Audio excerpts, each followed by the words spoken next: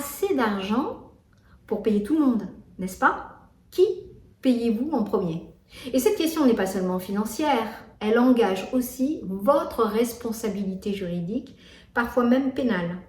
Il existe un ordre de priorité, 4 règles d'or pour protéger votre tête, votre patrimoine et votre entreprise. Première règle, les salaires.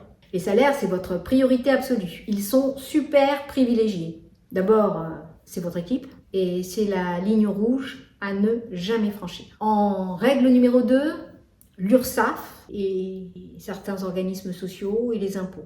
Ce sont des créanciers, eux, privilégiés. Ils peuvent déclencher une procédure collective en cas de non-paiement. Donc, ne jouez pas avec ça. Troisième règle, payez vos fournisseurs, vos créanciers chirographaires. Ce que vous pouvez faire, c'est les classer en 2 catégories. Les fournisseurs critiques et ceux sans qui l'activité s'arrête. Donc, vous avez l'énergie, les matières premières, la logistique. Et les autres, leur rôle est moins vital. Donc, ce sont vos fournisseurs non essentiels. Donc, leur règlement peut être reporté. Et en règle numéro 4, payez en dernier les fournisseurs non essentiels et la banque.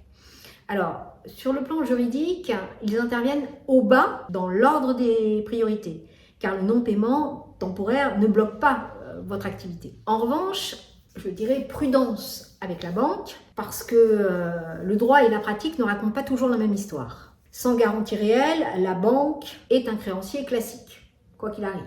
Avec des garanties, hypothèques, nantissement, caution personnelle, elle devient privilégiée. Elle peut geler vos comptes, mais dans les 2 cas, elle peut aussi vous blacklister. Donc une règle d'or, avec votre banquier, pensez que c'est un partenaire qui gère du risque. Maintenez un dialogue transparent, soyez cash.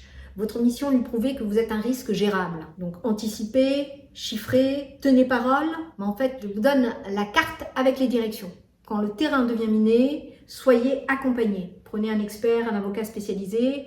Eux savent parfaitement où sont placées les mines. Tout ce que je viens de vous donner, la hiérarchie des créances, le dialogue avec la banque, ce sont des mesures d'urgence. Elles servent à tenir quand le bateau tangue.